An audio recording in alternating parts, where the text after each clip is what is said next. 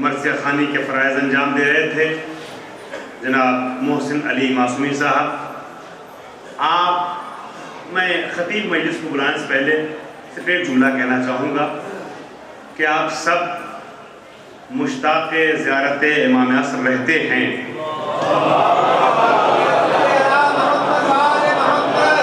और अगर आज के दौर में कि जब इमाम से मुलाकात मुमकिन नहीं हो पाती सबके लिए, किसी के लिए या आम तौर पे, तो अगर हम में से कोई ईरान या इराक़ जाता है, मरजा वक्त की ज़ियारत करता है, आयतुल्लाह सिस्तानी से, आयतुल्लाह ख़ामनेई से मुलाकात हो जाती है, तो एक एक फ़र्द को बताता फिरता है, बताता रहता है कि मेरी फ़लाँ से मुलाकात हुई, फ़लाँ से मुलाकात हुई। क्यों?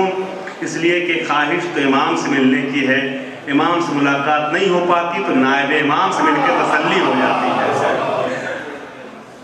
पटना के इस गुलजार बाग के वक्फ स्टेट तारीख़ी इमाम बारगाह में, इमाम बाड़े में, यहाँ की इमाम बारगाह में जनाब अफजल अब्बास साहब ने आज सिर्फ एक वास्ते के साथ नायब इमाम ज़माना को बुलाया है।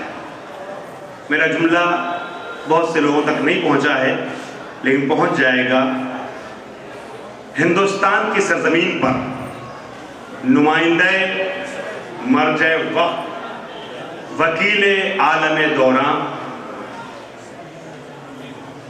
यानी आयतुल्लाह सिस्तानी दामज़िल्लहू, उनके जो नुमाइंदे हैं, जो वकील मुतलक हैं हमारे मुल्क में, हमारी और आप सब की बिलखुसूस मुहतमिमीन मजलिस की खुशनसीबी है कि आज की मजलिस के ख़तीब मजलिस बन करके वो हमारे दरमियान मौजूद हैं। जिस तरीके से इमाम से न मिल पाने की कसक पूरी हो जाती है जब कोई इमाम के नायब से मिल लेता है, उसी तरीके से मर्ज वक्त से न मिल पाने की कसक पूरी हो जाती है जब हिंदुस्तान में उनके वकील और उनके नुमाइंदे से मुलाकात हो जाती है। आज की मजलिस को खिताब करने के लिए मैं निहायत अदब और एहतराम के साथ हुज्जतुल इस्लाम वल मुस्लिमीन हज़रत आकाए अहमद अली आबदी शाही इमाम जुमा मस्जिद जामे फैज़ाबाद और मुदीर मोहतरम हौज़ इल्मिया नजफ़ी हाउस मुंबई से गुजारिश कर रहा हूँ कि वो तशरीफ़ ले आएँ और आप सब उनके इस्तक़बाल के लिए जीती जागती बुलंद आवाज़ में सलवात फरमाएं।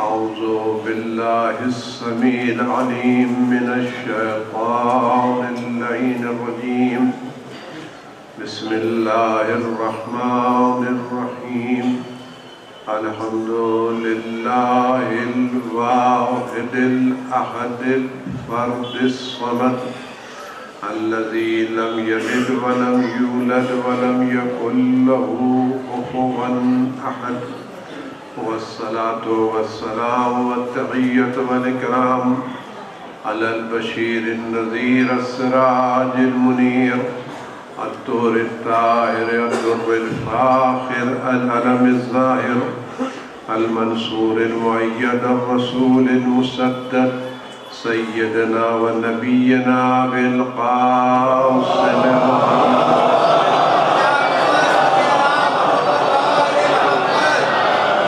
आलिहि तय्यबीन अत्ताहिरीन अल-मासूमीन अल-मज़लूमीन अल्लज़ीना अज़हबल्लाहु अन्हुमुर रिज्सा वत्तहहरहुम तत्हीरा।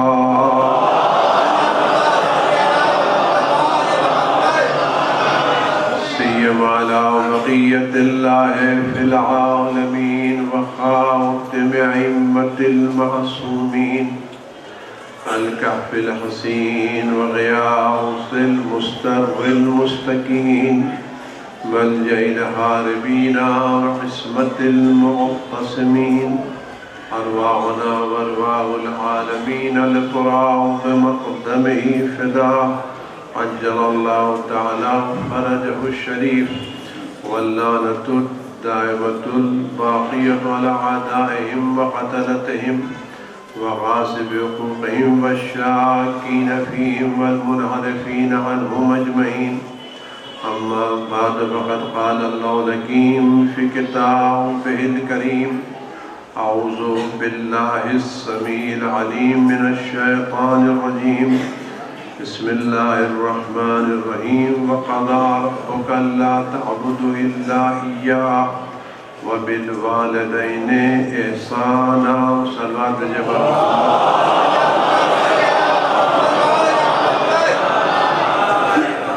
अलैहि जनगारी खुदावंद आलम इन चंद लम्हात में उसने सादत ज़िक्र अहले बैत की तौफ़ीक़ अता फरमाई है। खुदा तौफ़ीक़ दे कि कुछ मुनासिब अल्फाज ज़बान पर जारी हो सकें जो खुदा और रसूल की खुशनुदी का सबब हो, हमारी बेहतरी का सबब हो, और इन लम्हात में हम शैतानी वसवसों से और शैतानी ख़यालात से महफूज रहें। और ये हिफाजत बग़ैर इमाम वक्त के तवस्सुल के मुमकिन नहीं है। लिहाजा अपनी गुफ्तगू का आगाज़ उनकी सलामती की दुआ से करते हैं और आप हज़रत भी दुआ फरमाएँ ताकि ये मजलिस मौरिद इनायत हज़रत वलिय्यत अलैहिस्सलाम पर आ पाए। औज़ु बिल्लाहिस समीइल अलीम मिनश शैतानिर रजीम। बिस्मिल्लाहिर रहमानिर रहीम। अल्लाहुम्मा कुल्ल वलिय्यका हुज्जत इब्निल हसन सलवातुका अलैहि व अला आबाइहि फ़ी हाज़िहि स्साअति व फ़ी कुल्लि साअ वलिय्यन व हाफ़िज़न व क़ाइदन व नासिरन व दलीलन व ऐना हत्ता तुस्किनहु अर्ज़का तवआ व तुमत्तिअहु फ़ीहा तवीला।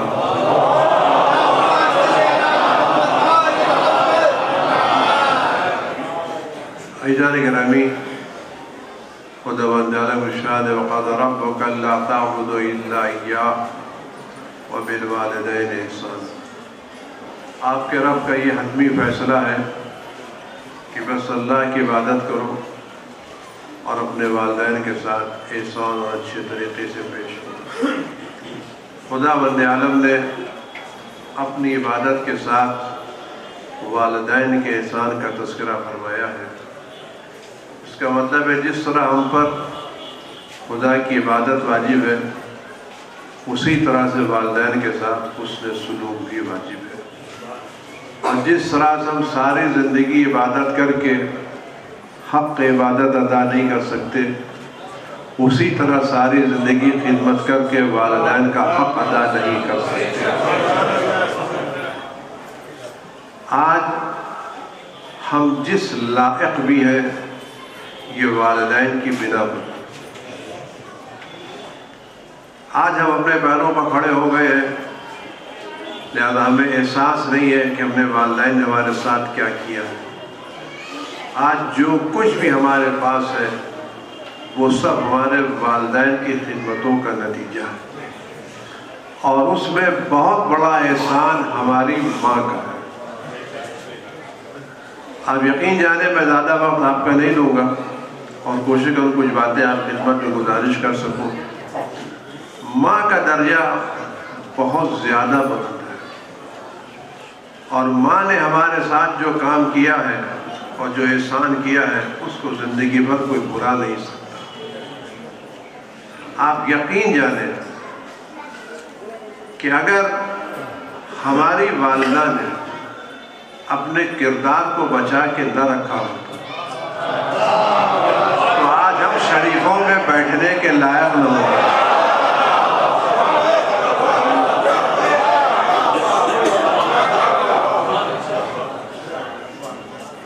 हम कितने ही बड़े ओहदे पर फाइल हो जाते,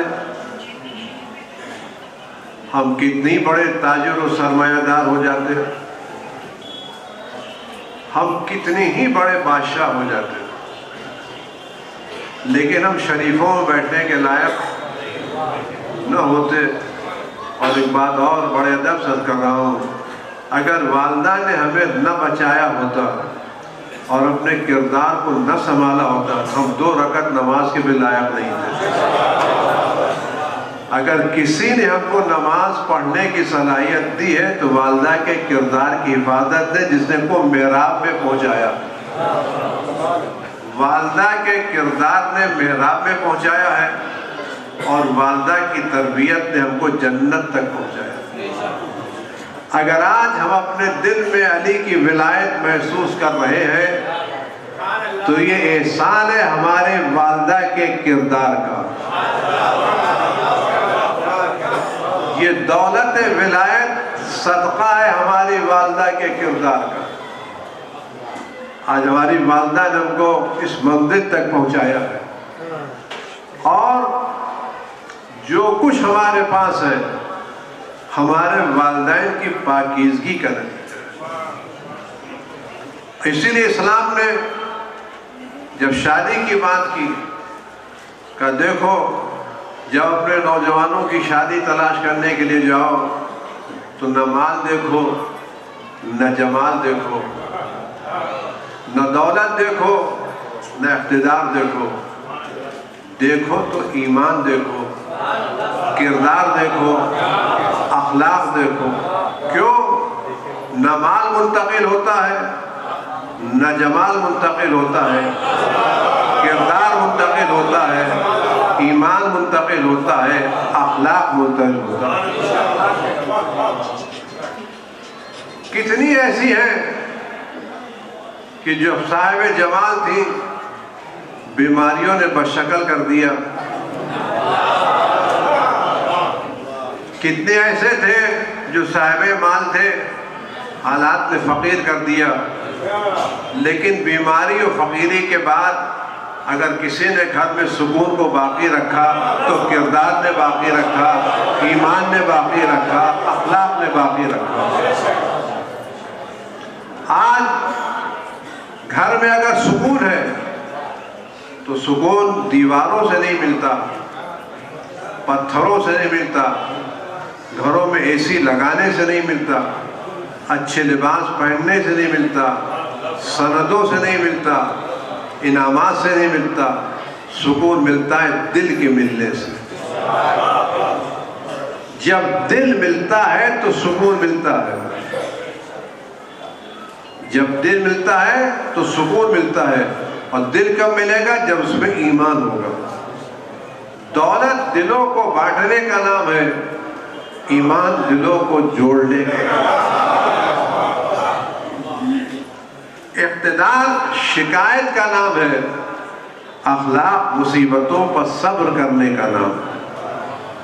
अगर अच्छा अखलाक है तो हालात कितने ही खराब हो, लब पर शिकायत नहीं आएगी।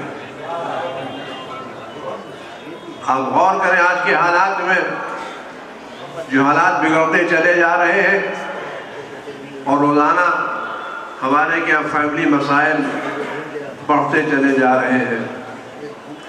हम लोग क्या तो रोज़ाना ही कोई न कोई फ़ोन आता है, और आज का फ़ोन लड़कों का कम आता है, लड़कियों का ज़्यादा। और ऐसा लगता है जैसे ये ATM मशीन होती है ना कि एनी टाइम मनी, तो वो मौलवी कहते ATT एनी टाइम दिला।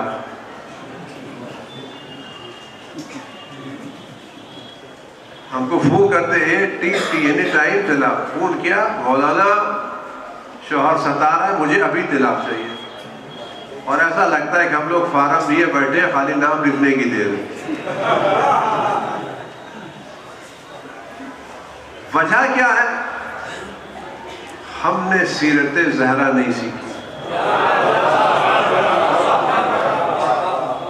हमने सीरत खदीजा नहीं सीखी, हमने सीरत फातिमा बिन्ते असद नहीं सीखी। आज कि माओं की जिम्मेदारी है कि जहां बच्चियों को आला तालीम दे, वहीं बच्चियों की आला तरबियत भी करे। आज के निज़ाम तालीम में, जो हमारी हुकूमत के निज़ाम तालीम है, इसमें तालीम तो है, तरबियत नहीं है। इसमें तरबियत नहीं है। इसमें ट्रेनिंग नहीं है, इसमें खाली सनद हासिल करने की दौड़ लगी हुई है। हर स्कूल और कॉलेज ये चाहता है कि सनदें बांट दे, लिहाजा सनदों के होड़ लगी हुई है, किरदार की तामीर पर कोई तवज्जो नहीं दी जा रही। इस्लाम पहले तरबियत करता है फिर तालीम देता है, और उसकी वजह यह है अगर आप बेहतरीन शरबत बना डालें, उम्दा किस्म का शरबत जिसमें हर मरज की दवा हो, लेकिन जिस गिलास में आप ये शरबत डालें अगर वो आलूदा है,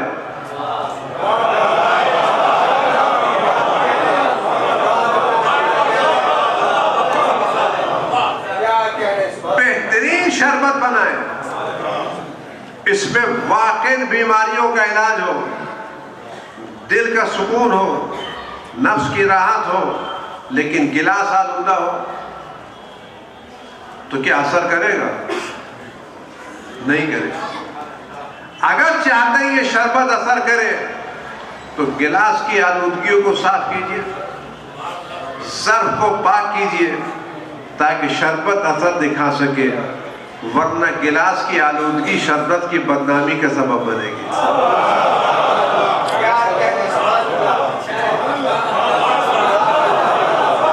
गिलास की आलूदगी शरबत की इस बदनामी का सबब बनेगी। अब आप समझे कि आज इस्लाम क्यों बदनाम हो रहा है, कि जब अहले बैत से जुदा हो गया तो आलूदा गिलास पे जब इस्लाम आया तो सिवाय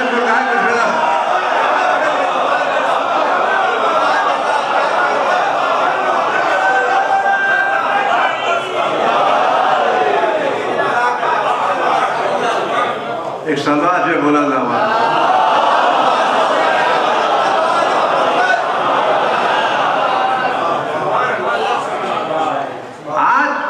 इस्लामी तालीमात में जो बदनामी हो रही है, दहशतगर्दी, हंगामे, कत्ल खून, यह अहले बैत की तालीमात का नतीजा नहीं, ये उनकी तालीमात का नतीजा है कि जिनके आलूदा ज़र्फ़ में इस्लामी तालीमात आएगी। अगर ये ज़ुरूफ़ आलूदा ना होते तो इस्लाम बदनामी का सबब नहीं होता। हरताई के बदन पर है तबीबों का लिबास, हरताई के बदन पर है तबीबों का लिबास, बोलता जहल है बदनाम खैरत होता।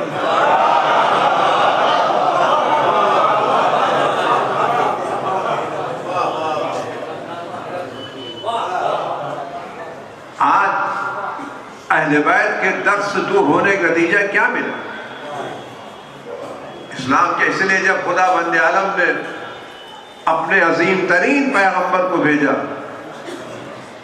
तो क्या कि हुवल्लज़ी बअसा फिल उम्मीना रसूलन मिनहुम यतलू अलैहिम आयातिही व युज़क्कीहिम। जुमा तो पढ़ते हैं आपने, पाबंदी से पढ़ते हैं ना, देखिए ये बताते हैं आप जो जुमा पढ़ते हैं वो ज़वाल के बाद पढ़ते हैं, देर से पढ़ते हैं। क्योंकि नमाज वो है जो इस्लाम के मुताबिक हो, इस्लाम नमाज वो नहीं है जो हमारे मिजाज के मुताबिक।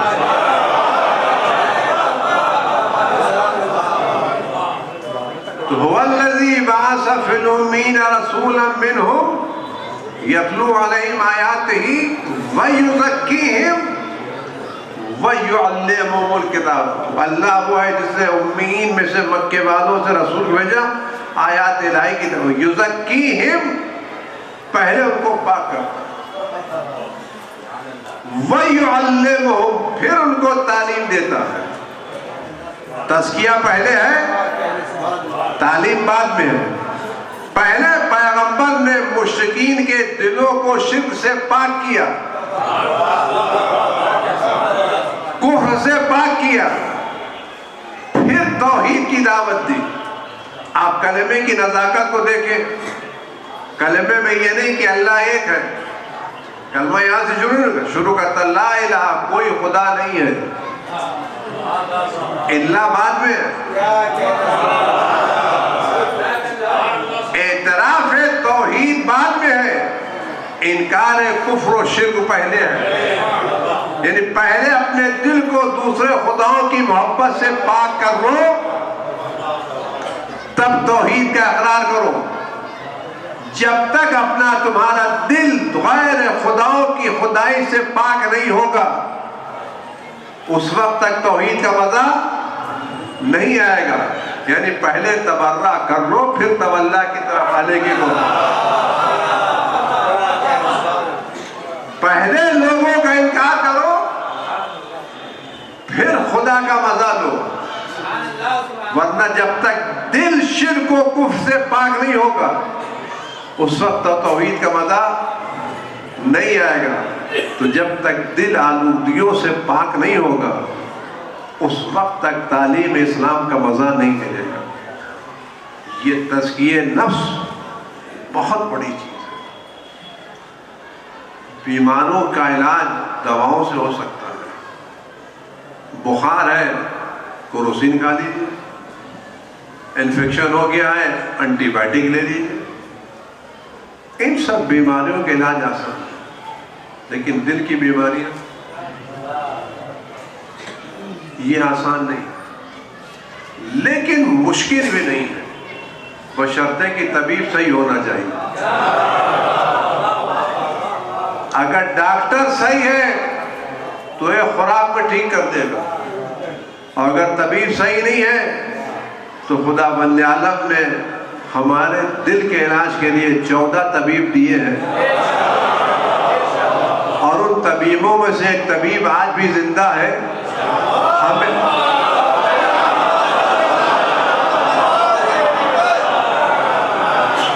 हमें उस बस फर्क है, आवाज बात अर्ज कर रहा हूं जहां तक पहुंच जाए बात। दुनिया में सारे तबीबों के मतलब में जाना पड़ता है,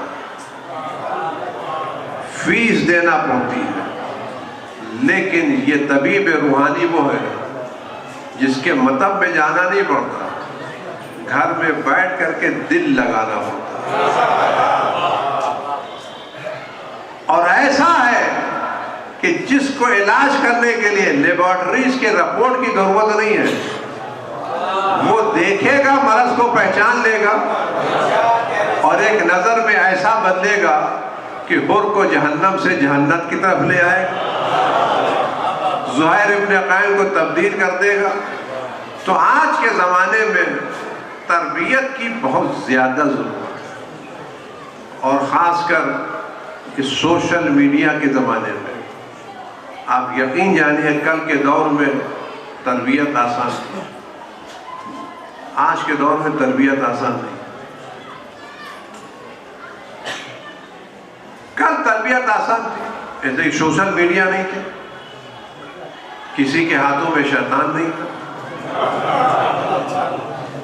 आज तो सबके हाथों में शैतान मौजूद, और अपनी पूरी ताकत के साथ मौजूद।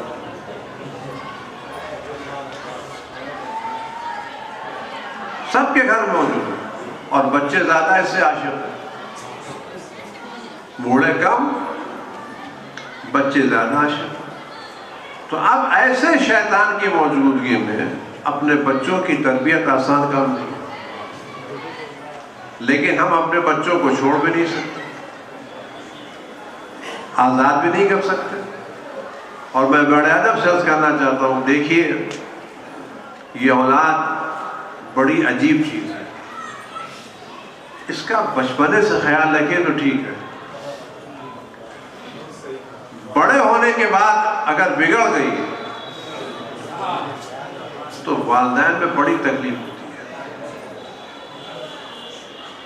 अब और क्या, मैं जसारत कर रहा हूँ, इस तरह की चीज़ें मजलिसों से मुनासिब नहीं होती, क्योंकि आदमी जिम्मेदारी लेके जाना नहीं चाहता, खाली खुश होके जाना चाहता।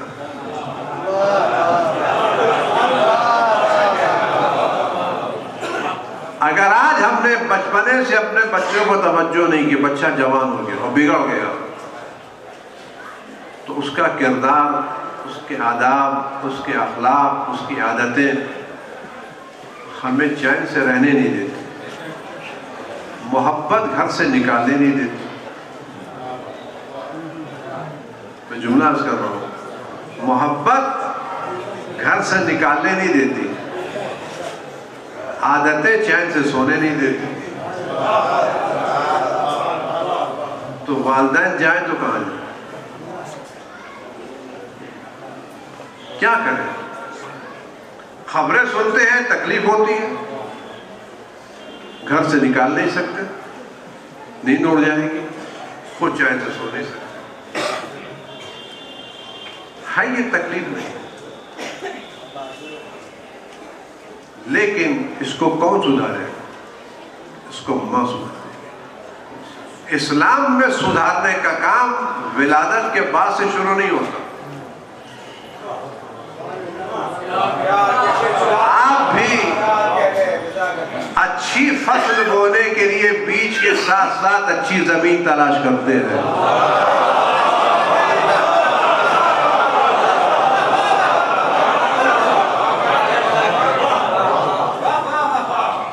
बीज उसी वक्त तनावर बनेगा जब जमीन अच्छी होगी।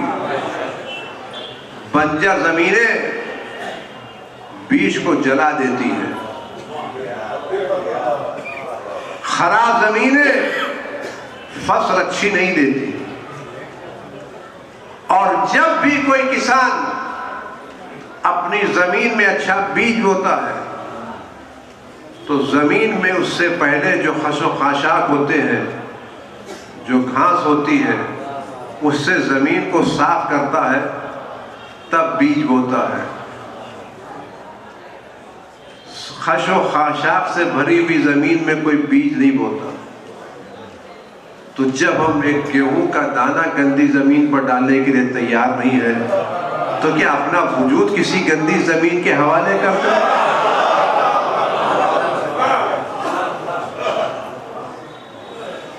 आप यकीन जाने, अच्छी नस्ल के लिए मां चाहिए। इंसान की जिंदगी में मां का किरदार सबसे अहमियत रखता। बाप भी पाकीज़ा होना चाहिए,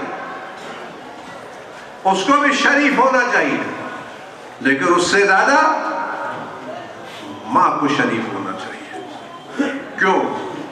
इसलिए कि मां 9 महीने पेट में रखती है, अपना खून दिल पिलाती है, 2 साल तक दूध पिलाती है, तो राबता बच्चे का ज्यादा किससे? मां से। और ये माएँ कहां परवान चढ़ती है? अपनी माओ की गोद में। अपनी माओ की गोद में मां का किरदार बच्चे पर ज्यादा असर अंदाज है। आप यकीन जाने, मैं बहुत अदब से अर्ज कर रहा हूं, अगर सिर्फ बाप, अगर बच्चे की तरबियत के लिए सिर्फ बाप काफी होता तो मौला कभी उम्मुल बनीन को तलाश न करता।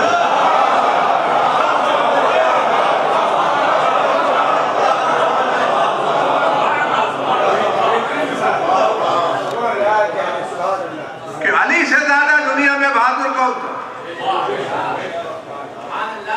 अव्वल व आखिर से लेके आज तक कोई ऐसा पैदा नहीं हुआ जो मौला कायनात हजरत अली इब्न अबी तालिब अलैहिस्सलाम,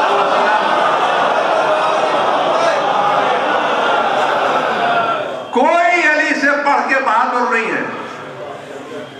लेकिन मौला ने अब्बास के लिए अपनी बहादुरी पर एतमाद नहीं किया। ये नहीं कहा कोई भी औरत ले आओ, मैं तो हूं ना। किसी खानदान के लिए आओ, मैं हूं कि नहीं। बहादुर बेटे के लिए शरीफ खानदान चाहिए। लिहाजा अहले बैत की विलायत से मजबूत बच्चे के लिए एक अज़ादार मां चाहिए, एक साहिबे किरदार मां चाहिए। तो ये मां का किरदार बड़ी अहमियत रखता है बच्चों की तरबियत में। और जितनी माँ का किरदार बेहतर होता चला जाएगा उतना बच्चा बेहतर होता चला जाएगा। इस किरदार के मुंतकिल होने के लिए शरीफ खानदान होना चाहिए और शरीफ खानदान के साथ साथ शरीफ ग़िज़ा भी होना चाहिए। हम खाने में देखते हैं कि हाइजेनिक है या नहीं, सड़ा गला तो नहीं है, गंदा तो नहीं है, बासी तो नहीं है। माँ अपने बच्चों को बासी खाने नहीं खिलाती। बासी खाने असर कम रखते हैं, लेकिन हराम खाने, नजिस खाने, नजिस खाने, जहां ये खाना जाहिरी तौर से पाक हो, वहां जिस पैसे से इकट्ठा किया गया वो पैसा भी पाक। हराम ग़िज़ाएं किरदार को बदल देती, अखलाकियात को खराब कर देती, ईमान को मुतासिर कर देती है। जिस्मानी तौर पर बच्चा सेहतमंद होता है, रूहानी तौर पर बीमार होता है। माँ का किरदार बच्चों के किरदार पर असरअंदाज होता है। बगदाद की मस्जिद में बुजुर्ग आलिम दीन दर्स दे रहे हैं और रात में ख्वाब में देखते हैं जनाब सिद्दीक़ा ताहरा फातिमा ज़हरा सलामुल्लाह अलैहा तशरीफ लाई है और फरमाती है कि मेरे इन दो बच्चों को फ़िक़्ह सिखा दो। हम होते तो कहते भाई हमारी मौलवी बड़े उरूज पर पहुंच गई है, जनाब ज़हरा हमसे पढ़वाने के लिए आ रही है।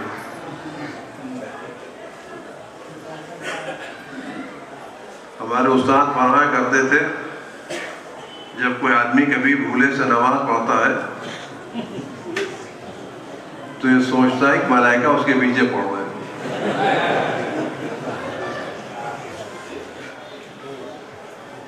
तो अगर हम लोग तो, लेकिन वो घबरा गए कि मुझसे गलती क्या हुई है, इज्तिमा क्या हुआ है, मुझसे खता क्या हुई है, ये कहीं तंबीह तो नहीं है, ये कहीं इबरत तो नहीं है क्या मसला। रात की नींद उड़ गई, सुबह 10 में बैठे हुए थे, नजर पड़ी, देखा मस्जिद के दरवाजे से वैसी खातून चली आ रही है और उनके एक हाथ में एक बच्चा और दूसरे हाथ में दूसरा बच्चा। आती है उसी लहजे में कहे शेख मेरे बच्चों को फ़िक़्ह सिखा दो। ये फ़िक़्ह बहुत जरूरी है। तौज़ील मसाइल में 55 बाब है, 55 बाब हमारी जिंदगी के बाब है और वो शायद एक बाब से भी पूरा वाकिफ नहीं है। तुम्हारे दिन कैसे गुजरेगा? मुझे तफसील में नहीं जाना है, लंबा मौजू है। बहरहाल बुला के दी तो एक सैयद होता, एक सैयद रजी। शेख ने तालीम देना शुरू की। तालीम देते वक्त गुजरा एक मरता ये एहसास हुआ कि वो कौन है जिसके मुस्तहब्बात कज़ा नहीं हुए, वाजिबात की बात नहीं है। कौन है जिसने आज तक एक मुस्तहब नहीं छोड़ा, वाजिब की बात नहीं। मजमे में कोई नहीं उठा। आखिर में ये दो बच्चे उठे, कहा कि हमने कभी मुस्तहब नहीं छोड़ा। यानी जब वजू किया है तो 2 मरतबा हाथों को धोया है, 3 मरतबा कुल्ली की है और 3 मरतबा नाक में पानी डाला है और 2 मरतबा चेहरा धोया। पूरे मुस्तहबात पर हमने अमल किया, कभी एक मुस्तहब भी नहीं छोड़ा। इनाम मिला, लोगों ने खुशी के मारे इनाम दिया और कुछ लोग ये खबर सुन के माँ के पास आए मुबारकबाद देने के लिए। अब माँ का किरदार देखें। जब माँ के पास आए मुबारकबाद देने के लिए, कितने बड़े मजमे से आपके बच्चों को शरफ मिला है, किसी और को नहीं मिला है। तो माँ के चेहरे पर कोई खुशी के आसार नहीं थे। आज बच्चा जरा से स्टार लेके आता है तो माँ कितना खुश होती। माँ ने सुना माँ के चेहरे पर कोई खुशी के आसार नहीं, तो इनाम देने वालों ने, आने वालों ने पूछा कि आपको खुशी के आसार क्यों नहीं, आप खुश क्यों नहीं हो रही? कहा मेरे बच्चों का ऐसा होना ही चाहिए। माँ का एतमाद देखें, मेरे बच्चों को ऐसा होना ही चाहिए था। कि क्यों? देखिए, मैं जब से ये बच्चे पेट में आए, मैं खाई कभी बगैर वजू के नहीं रही। मैंने कभी इनको बगैर वजू के दूध नहीं पिलाया। अगर जाड़े की कड़कड़ाती रात में भी बच्चों को दूध पिलाने की नौबत आई तो जाड़े की रात में उठ के मैंने ठंडे पानी से वजू किया, फिर मैंने दूध पिलाया है। तो किसने सैयद मुर्तजा को सैयद मुर्तजा बनाया? किसने सैयद रजी को सैयद रजी बनाया?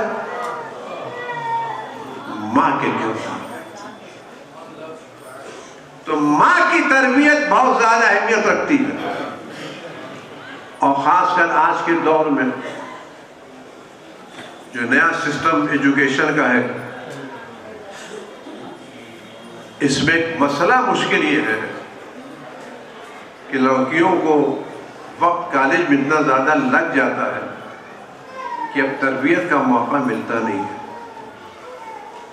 मैं एक बड़े अदब से एक बात आज करना, एक दर्द है जब तक वहाँ पहुँच सके तो आप गौर करेंगे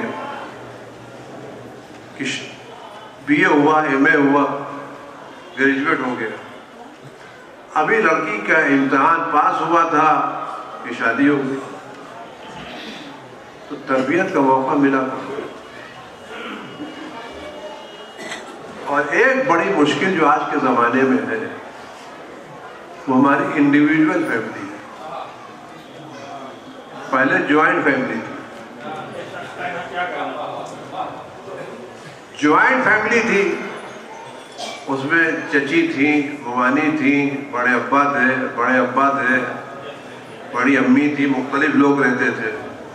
किसी का मिजाज गर्म था, किसी का मिजाज नर्म था, कोई बीमार थी, कोई सेहतमंद थी, किसी के पास पैसे कम थे, किसी के पास पैसे ज़्यादा थे। तो मुख्तलिफ मिजाज के माहौल में जब लड़कियां तरबियत पाती थी तो उनको एडजस्ट करने का तरीका आ जाता।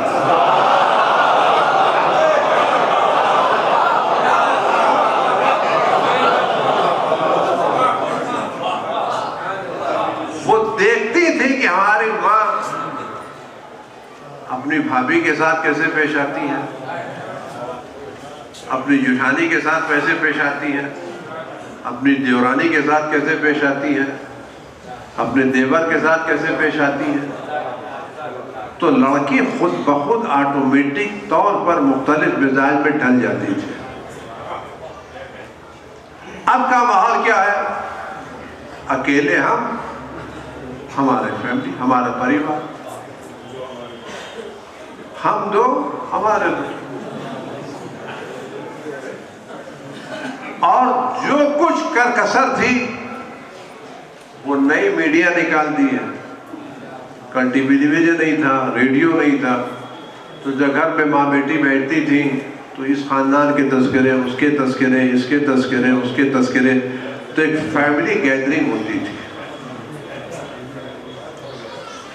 अब हमारी जिंदगी में बच्ची स्कूल गई, वापस आके होमवर्क किया, थक गई, रिलैक्स होने के लिए टीवी पर बैठ गई। टीवी नहीं मिला तो व्हाट्सएप देख लिया। तो इस पूरे माहौल में बच्चियों को तरबियत का माहौल कहाँ मिला? हमने बीज तो एक जमीन में डाल दिया और नर्सरी उसकी नहीं की।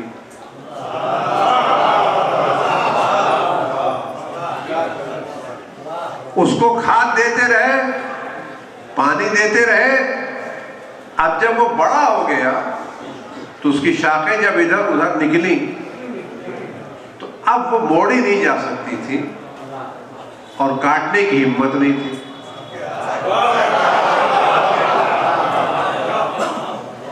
तो अब जब आदतें बिगड़ गई तो अब ये सुधर नहीं सकती। लिहाजा जरूरत आज के दौर में है हम बच्चियों को जितना ज्यादा पढ़ाएं उतनी ही ज्यादा उनकी अच्छी तरबियत करें। ये तरबियत करना बहुत जरूरी है। उनमें एडजस्टमेंट की सलाहियत पैदा करें, उनमें मुख्तलिफ मिजाज लोगों के साथ रहने सहने की तरबियत दें, उनको बताएं कि बेहतरीन जिहाद घर को संभाल करके रखना है और ये मुख्तलिफ मिजाज के सामने रहना भी बहुत बड़ी इबादत है। इबादत सिर्फ नमाज और रोजा नहीं है, इबादत सिर्फ हज और ज़कात नहीं है, फैमिली को संभाल के रखना भी इबादत है। शौहर को काबू में रखना भी, वैसे सभी काबू में रहते हैं, कौन है जो काबू में ना हो।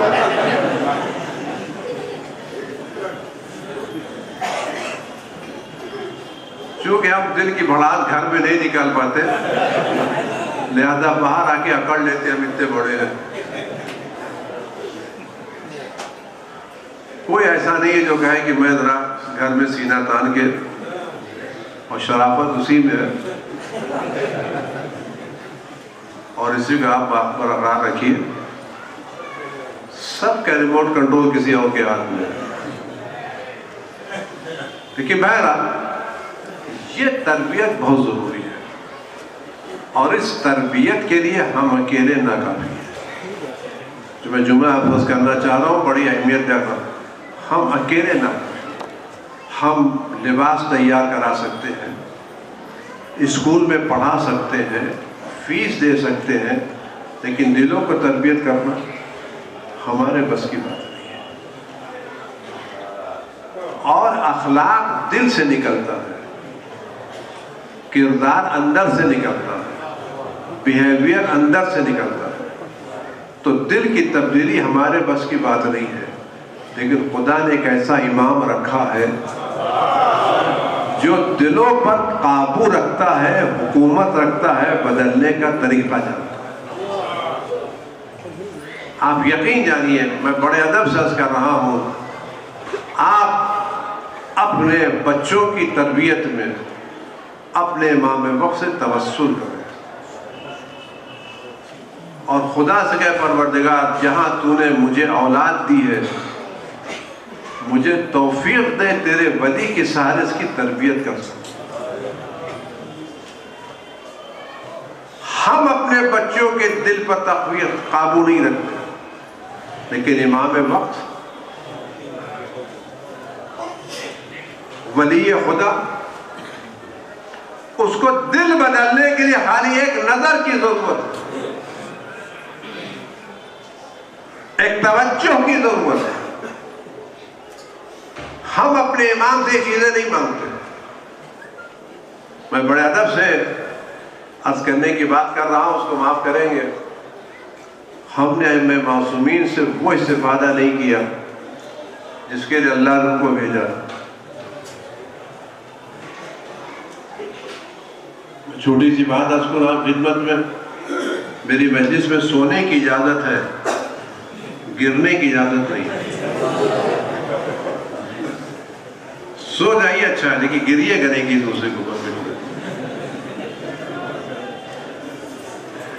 मैं आप सबको धीरे धीरे आप गौर करें, अगर किसी बस्ती में गवर्नमेंट किसी अच्छे डॉक्टर को भेजे, आज का कोरोना के जमाने में माहिर डॉक्टर, बेपनाह सलाहियतों का मालिक डॉक्टर, उसके पास हर मर्ज का इलाज, हर चीज की दवा उसके पास मौजूद और वाकई उसके हाथ में शिफा है।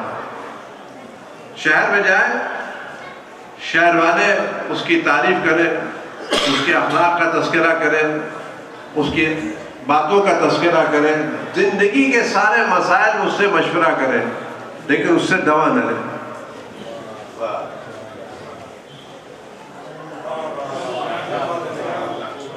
सारे काम उससे ले, लेकिन उससे दवा ना ले। तो क्या हमने इस डॉक्टर की कदर की, ना कदरी की? कि साहब क्या डॉक्टर, उसका हुस्न देख लीजिए, उसका अखलाक देखिए, उसकी जबान देखिए। 2 बजे रात में जाइए तब भी चेहरे पर शिकन नहीं है, बदतमीजी कीजिए तब भी जबान खराब नहीं होती। क्या अखलाक है, क्या सब्र है, क्या हिल्म है, क्या काम गरीबों के साथ, अमीरों के साथ सबसे पेश आते हैं, लेकिन हम उससे दवा नहीं। तो हमने कितनी कदर की? ना कदर की नहीं। खुदा ने हमारे इमामों को किस लिए भेजा था? कर्ज अदा करने के लिए, घर बनाने के लिए, दुकान और मकान की बरकत के लिए, ये हमारी हिदायत के लिए। कुरान की आयत पढ़ी, कुरान पैगंबर के भेजा, कुरान की तिलावत के लिए और नफ्स के पाकीज़गी के लिए। तो खुदा ने पैगंबर भेजा नफ्स की पाकीज़गी के लिए। जब खुदा ने पैगंबर को नफ्स की पाकीज़गी की भेजा है, तो पैगंबर के बाद नफ्स की पाकीज़गी की दवा मौजूद है।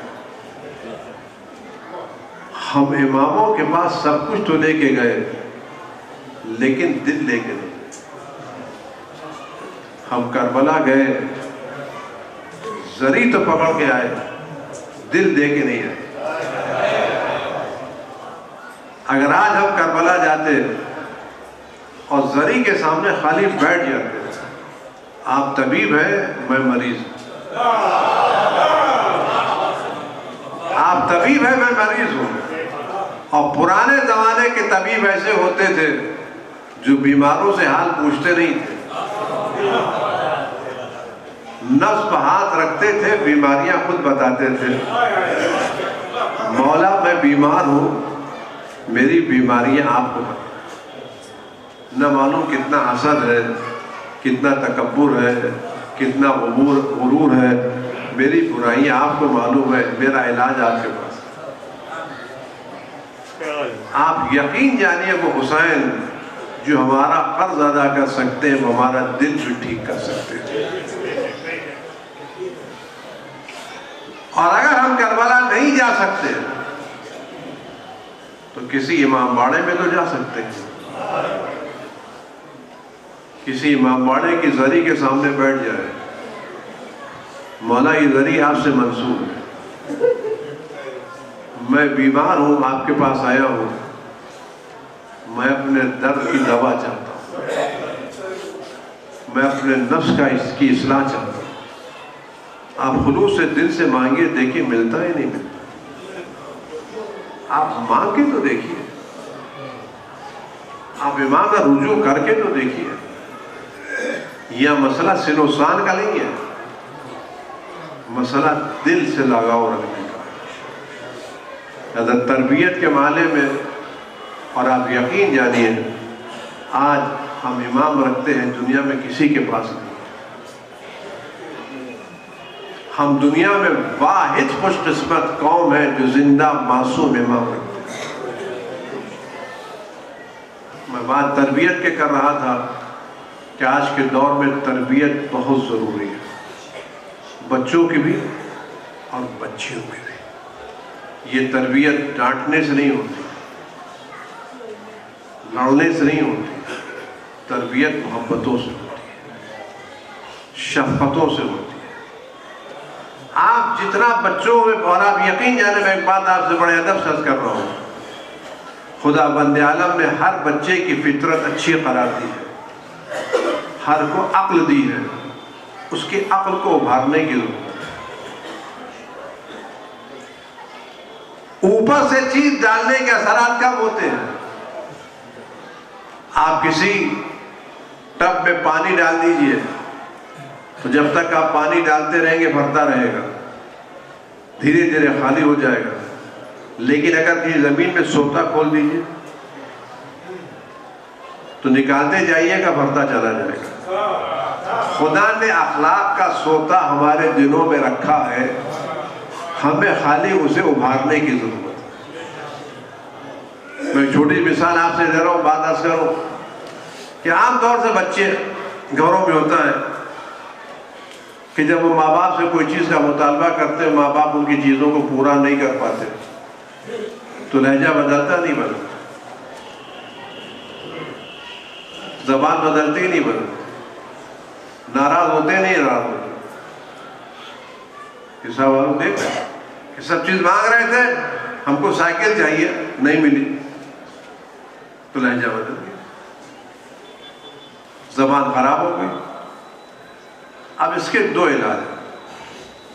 एक तो ये आप उसको डांटिए, तमीज़ नहीं है, बदतमीज़ हो, तुम्हें समझ में नहीं आती, नालायक, ऐसे बात की जाती है, तो उस पर क्या असर पड़ेगा?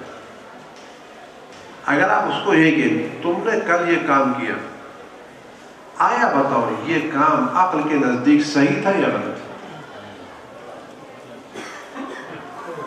आप उसको डांटिए नहीं, फटकारिए नहीं, पूछे कल तुमने जो अपनी वालदा के साथ बदज़बानी की, ये बदज़बानी सही थी या गलत? तुम्हें अक्ल क्या कहती है? आप उससे पूछे क्या कहते? आप यकीन जाए थोड़ी क्या कहें, गलत थी। अगर गलत थी तो क्या इसको दोहराना चाहिए?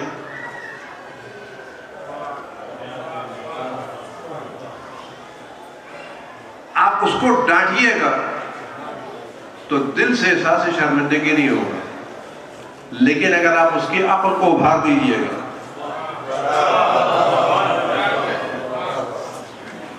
तो वो कल खुद अपने को मुतवज्जे कर, मेरा काम गैर आकिलाना काम, उनकी फितरत को बेदार कीजिए, उनकी चीजों को बेदार कीजिए और उनको मुतवज्जे कीजिए माँ की मोहब्बत होती क्या चीज है। यहाँ नौजवान मौजूद है, मैं एहसासी बात उनसे पहुंचाना चाहता हूँ माँ के ताल्लुक से। आपने देखा होगा जब सुबह सुबह बच्चा नाराज होकर के घर से जाता है, हो गया किसी बात पर नाराज। आजकल के जवानों को नाराज होने क्या, मैं जुमला क्या करता हूँ, आज के नौजवानों की हालत ये है जैसे सड़कों पर ये जो टैंकर चलता है गैस का और पेट्रोल का, तो उस पर एक जुमला लिखा रहता है, जो गैस का सिलेंडर चलता है क्या लिखा रहता है उसके ऊपर, कि जल्दी से भड़क जाने वाला, ज़्यादा उससे दूर रहो। तो आप जवानों को चलता हुआ देखिए तो ऐसा लगता है कब ये भड़क जाए, जरा सा एहतियात करना चाहिए। तो ये जवान सुबह उठा, माँ बाप से कुछ उल्टी सीधी बातें हुई, भड़क के बगैर टिफिन लिए चला गया। माँ क्या करती, आया माँ नाराज होकर बैठ जाती, या उसका कपड़ा धोती है, इस्त्री करती है, खाना पका के रखती है। जब बेटा आता है तो क्या करती, ममता के साथ खिलाती है, नहीं खिलाती, बेटा गुस्सा थूक दो, खा लो, मोहब्बत से खा लो। आया इस ममता का कोई जवाब है? इसको महसूस करते नहीं करते? सुबह दिल दुखा के गया, बदतमीजी करके गया, जबान दराजी करके गया, न मालूम क्या क्या जुमले कह के गया, लेकिन जब शाम को वापस आता तो मैं क्या कहती है, दिन में कुछ खाया था? तुम बैठ जाओ मैं खाना लगा देती। तो नहीं खाता, खा लो खाना, मोहब्बत के साथ खिलाती नहीं खिलाती, बहलाती नहीं बहलाती। आया इस मोहब्बत को दुनिया में कहीं और पाया जा सकता है? कोई है जो आपको इस मोहब्बत का बदला दे सके? ये अकेली माँ है जो नाराज होने के बाद भी दुआ देती रहती है, बच्चे की बदतमीजी के बावजूद उससे मोहब्बत करती रहती है। मैं जुमला असर, जब माँ छोटी सी मोहब्बत के बाद नाराज बच्चे से मोहब्बत करती है तो खुदा अपने गुनाहगार बंदों से कितना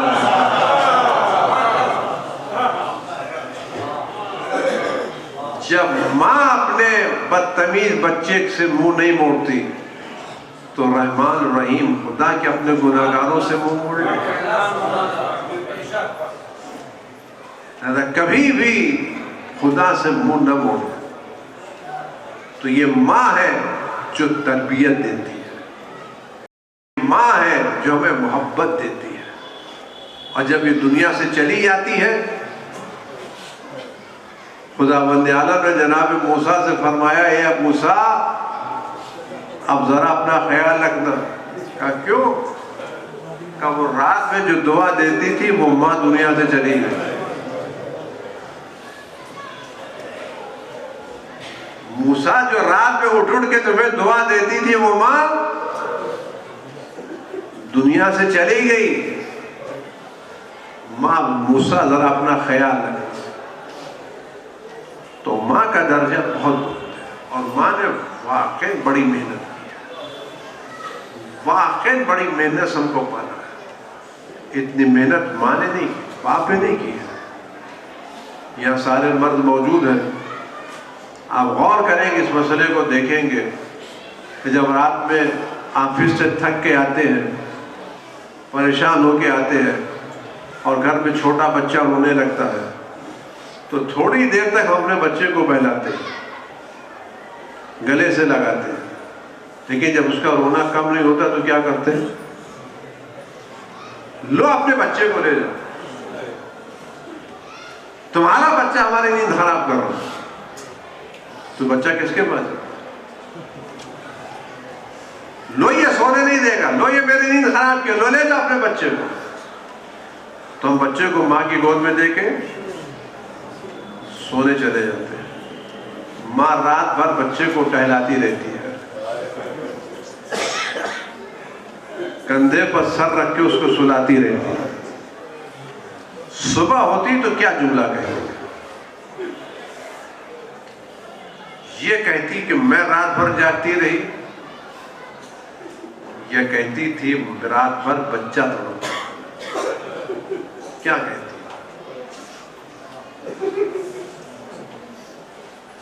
बच्चा तो रात में किसी मंजिल पर सो भी गया, मां तो रात भर जागती रही, लेकिन सुबह उठ के मां ने अपने जागने की शिकायत नहीं की। तस्करा किया तो अपने बेटे की बेचैनी का। कोई है इस तरह से मोहब्बत रखने वाला? कोई है जो अपनी भूख को, अपने पेट को काट के बच्चे को पिलाने वाला? आप इन माओं का किरदार तो देखें। आज के घर में आप देखते हो कि आज एक बच्चे को खाना खिलाने में माँ को कितना वक्त लगता है? 1 घंटा 2 घंटा लगता है। ये तो आप देख रहे हो, हमने अपनी माएँ नहीं देखी है, लेकिन अपने बच्चों की माएँ तो देखी है। एक जुमा मैं बीच कह रहा तो मैं ये नहीं कहता, मैं इतना कहता हूँ जितना आप अपने बच्चों की माँओं का ख्याल रखते हैं उतना अपनी माँ का भी ख्याल।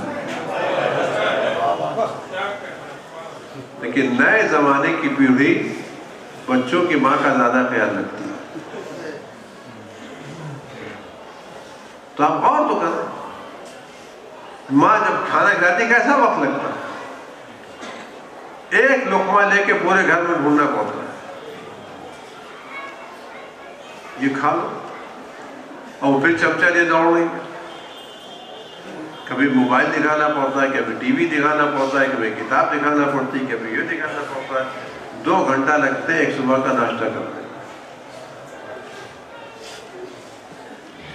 और अगर किसी दावत में जाना हुआ और छोटा बच्चा घर में साथ है तो सारे रिश्तेदार बैठ करके खाना खा रहे हैं, माँ अपने बच्चे को किनारे लिए बैठी हुई है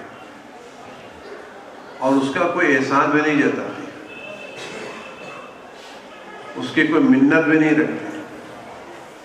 तमन्ना क्या है? मेरा बच्चा बड़ा हो जाए। है कोई शख्स जो इस माँ की खिदमतों का जवाब दे सके? आया माँ की ये खिदमतें हमारे लिए किस चीज का तकाजा करती है कि हम उनकी खिदमत करते रहे या उनसे नाराज होते हुए। मां एक ऐसी चीज है जिसने जो चीज दे दी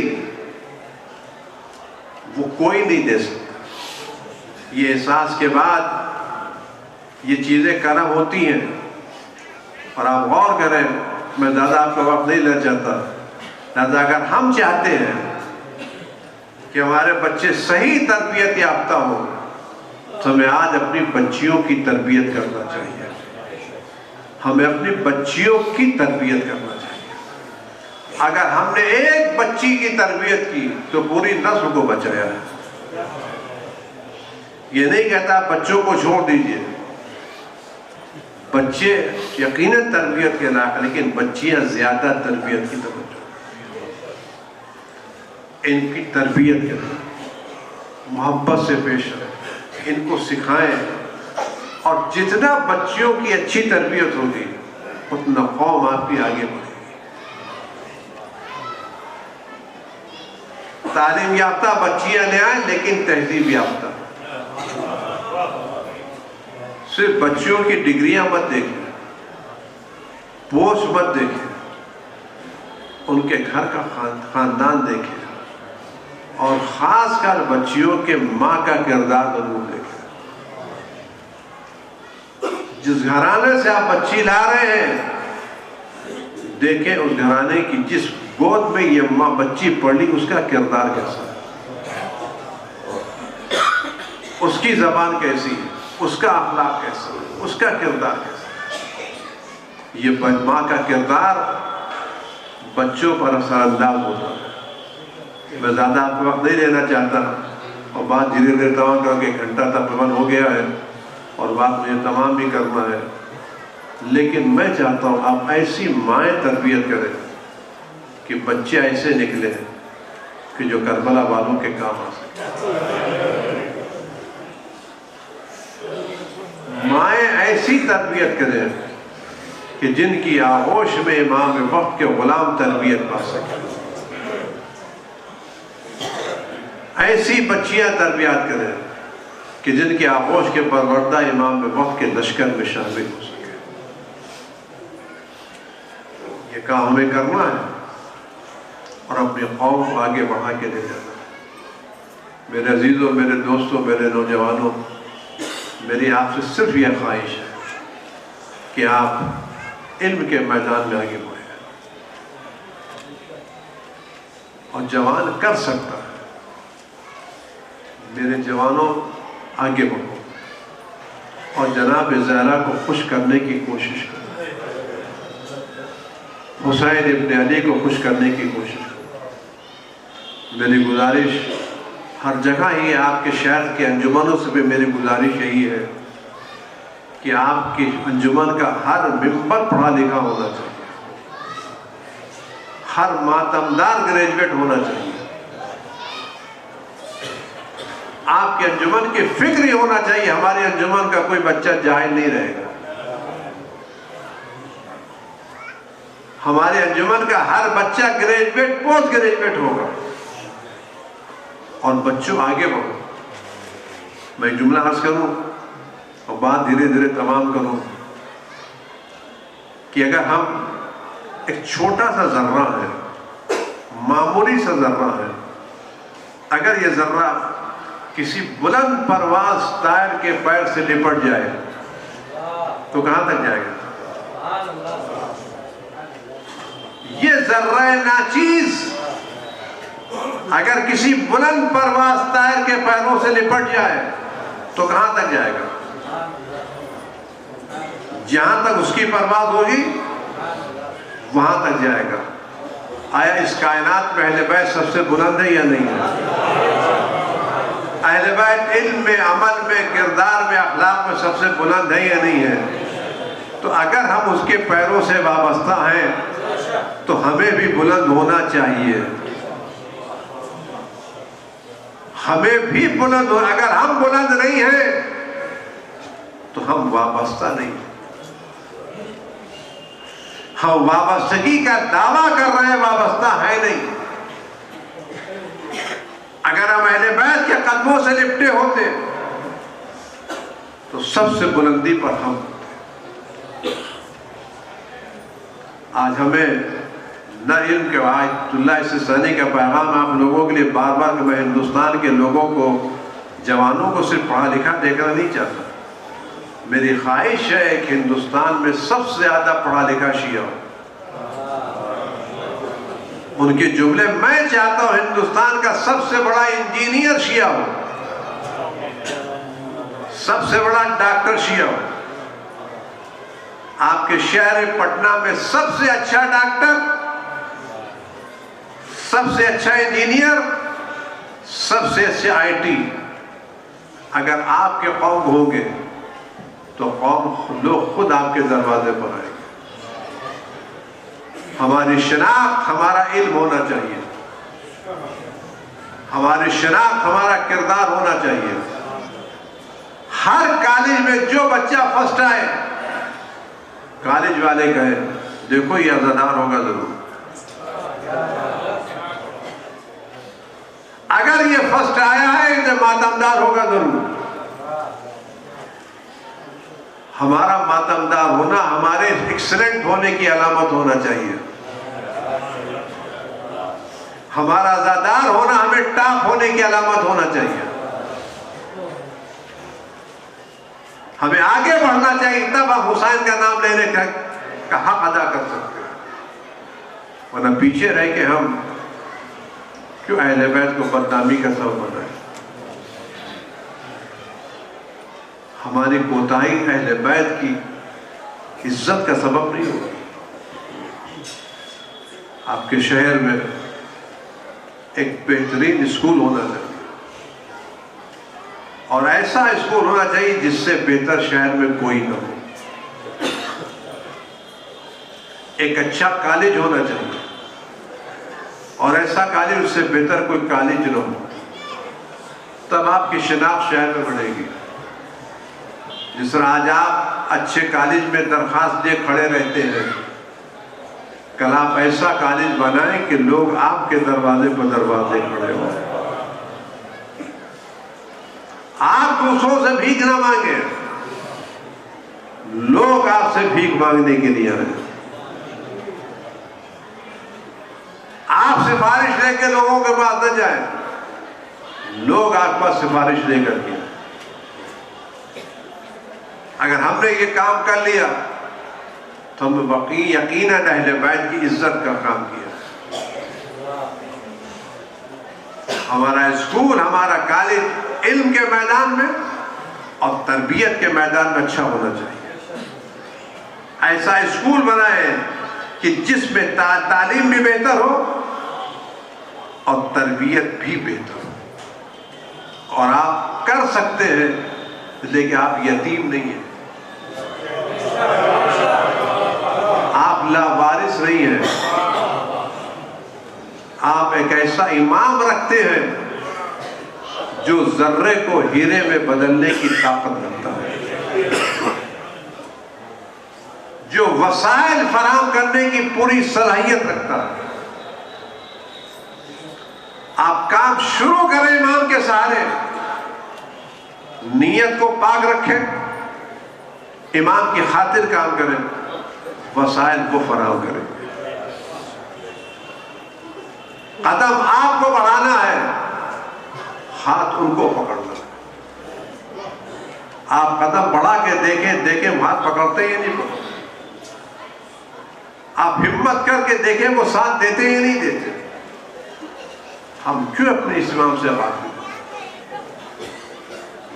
इमाम गैबत में है, गफलत में नहीं है।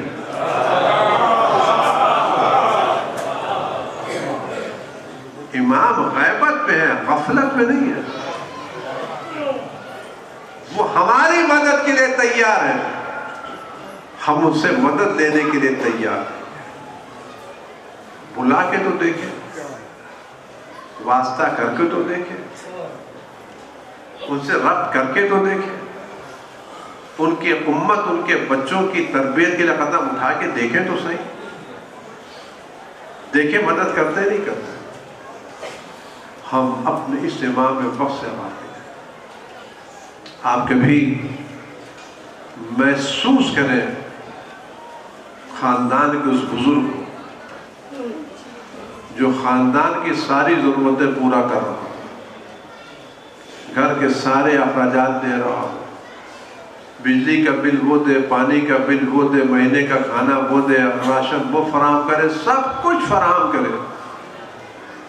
लेकिन जब ईद का मौका है तो घर वाला को इसको सलाम कर देना चाहिए।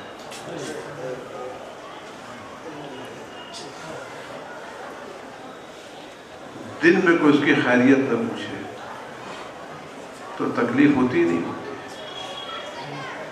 आज हमारी एक एक सांस हमारे इमाम वक्त की बिना, एक एक सांस हमारी इमाम वक्त की बिना पर है। लेकिन हम सबको याद करते हैं, उस गरीब को याद नहीं करते।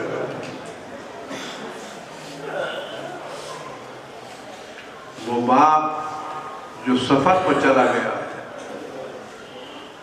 हम उसको नहीं पुकारते। हम कभी खुदा से ही नहीं कहते परवरदिगार हम सबको देख रहे हैं, नहीं देख पाते तो अपने इमाम को। हम सबकी आवाजें सुन रहे हैं, नहीं सुनने पाते तो अपने इमाम की आवाज है कोई जो अपने इमाम में वक्त से राबिता करे। ये गुर्बत में इमाम है। एक जुमला अर्ज करूं, आप मरहुमा की साल सवाब की मजलिस में आए, जितने लोग यहाँ आए हैं सब ताज़ियत देते वक्त मरहुमा के भरोसा को तलाश करेंगे नहीं करेंगे? जितने लोग यहाँ आए हैं अफजल अब्बास साहब को ढूंढेंगे और कहेंगे आप कहाँ हैं। अगर अफजल अब्बास साहब यहाँ ना हो या उनके दूसरे वरसा ना हो, फिर आने वाला पूछेगा वो कहाँ है? पूछेगा नहीं पूछेगा?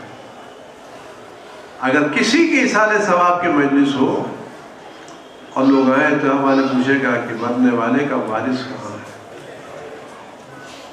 बेटा कहाँ है, जिम्मेदार कहाँ है।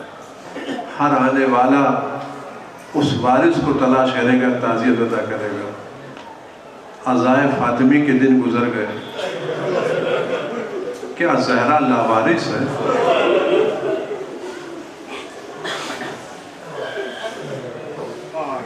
हमने इतनी मजलिसों में शिरकत की, कभी किसी मजलिस में महसूस किया कि ज़हरा का वारिस है या नहीं? क्या हमने कभी कभी महसूस की कि सारे लोग मजलिस में मौजूद हैं, आया ज़हरा का वारिस आया या नहीं आया? अजीज़ों, अगर हम तलाश करते तो शायद किसी न किसी को नजर आ जाए। लेकिन आप उस वारिस के दिल से पूछें जो दरवाजे के बाहर खड़ा हो और देख रहा हूं सब आ रहे लेकिन कोई उसको नहीं पूछता। आए चले गए लेकिन किसी ने भूले से नहीं पूछा बेटा कहाँ है। अज़ाए फातिमी गुजर गई, किसी ने पूछा ज़हरा का लाल कहाँ है? किसी ने तलाश किया वो यूसुफ ज़हरा कहाँ है?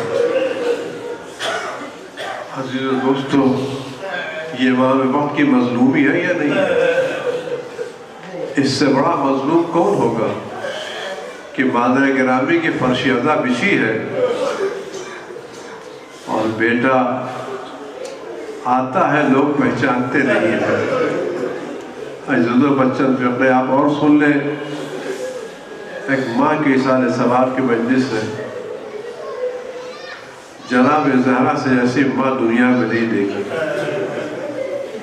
लेकिन जितनी मजलूमा जनाब ज़हरा है उतना दुनिया में कोई मजलूम है।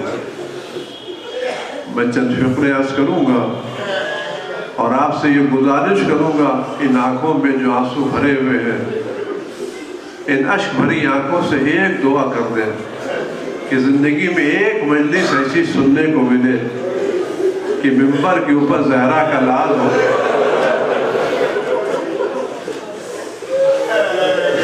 मिंबर हम बैठे हो, हम जो भी मसाइब पढ़ रहे हैं सुने हुए मसाइब पढ़ रहे हैं, ज़हरा का लाल देखे हुए मसाइब बयान करें। अजीजों, जनाब ज़हरा की मुसीबत कोई कम मुसीबत नहीं है। बच्चन फकरे करूँ और दुआ करूँ ये मेरे चंद फकरे यूसुफ ज़हरा की बारगाह तक पहुँच जाए और जनाब ज़हरा के मसाइब पढ़ने की सादत नसीब हो जाए। अज़ादारों, सुन लेना आसान है, लेकिन आप उस वक्त को याद करें जब जनाब ज़हरा दरवाजे पर खड़ी हुई थी। कौन दरवाज़ा? वो दरवाज़ा जिस पे जिब्रील बगैर इजाज़त के नहीं आते, वो दरवाज़ा जिस पर रसूल खुदा सुबह शाम सलाम करते थे। आज उस दरवाजे पर जहाँ रसूल सलाम करते थे, जहाँ जिब्रील खड़े होकर के इजाज़त मांगते थे, आज उस दरवाजे के लोग आग लेके जमा हो गए।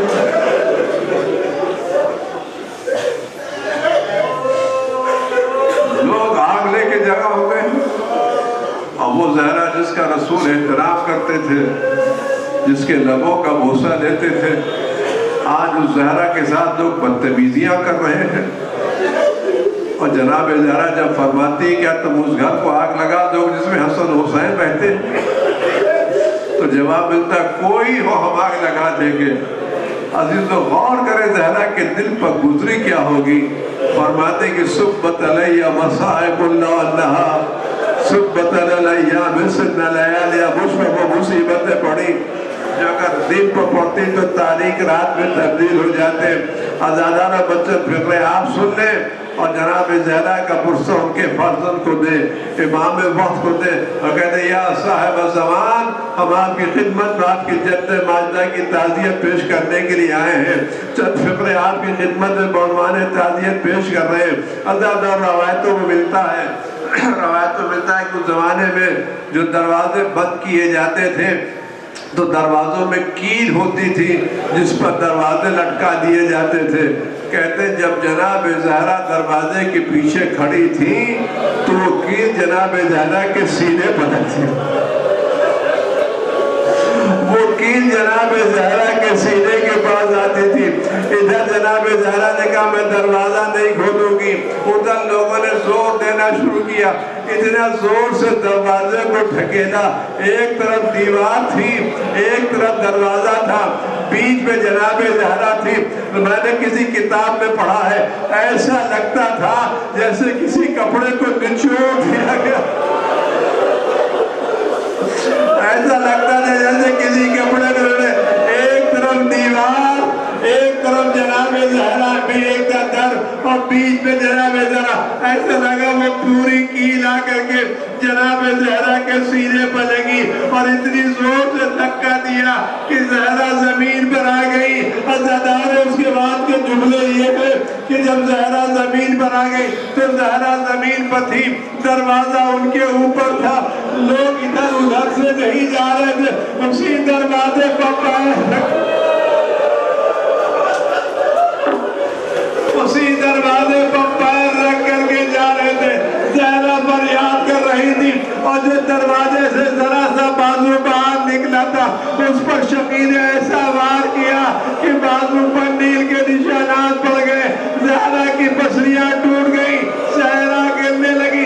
आवाज़ ए फिजा मुझे संभालो, ए फिजा मुझे संभालो। ज़हरा गिरी, ज़हरा गिरी। लोग घर में दाखिल हुए, अली को जबरदस्ती घसीट करके ले गए। ज़्यादा बच्चे फिक्रे आप सुने, अली को घसीट करके ले गए। जब लोग का थोड़ा सा गावा खत्म हुआ तो छोटे छोटे बच्चे आए, अपने नन्हे नन्हे हाथों से दरवाजे को अलग किया, माँ को बाहर निकाला। अब जो ज़हरा बाहर आई तो न मोहसिन की मैयत देखी, न बाजुओं का दर्द देखा, न टूटी हुई पसली देखी। पूछा अली कहाँ है, अली कहाँ है, अली कहाँ है? लोगों ने कहा बीबी, लोग अली को पकड़ के ले गए। ऐसी हालत में ज़हरा उठी, सर पर चादर बांधी, आई, देखा लोग अली को घेरे में खड़े हैं और करीब है अली को कत्ल कर दे। सहरा ने मंजर देखा, आवाज दी अली को छोड़ दो वरना सर के बाद बिखराए देती हो। अली ने आवाज दी सहरा घर के अंदर जाए। लोगों ने आसार कयामत देके अली को छोड़ दिया। बजदात करोगे सहरा, सहरा ये मदीना है। आप जब घर वापस आए तो इमाम वक्त जिंदा वापस आया, जिंदा वापस। लेकिन वो करबला थी। जब ज़ैनब घर में वापस आई तो ज़ैनब के कानों में आवाज आ रही थी, अला क़ुतिल हुसैन बि करबला, अला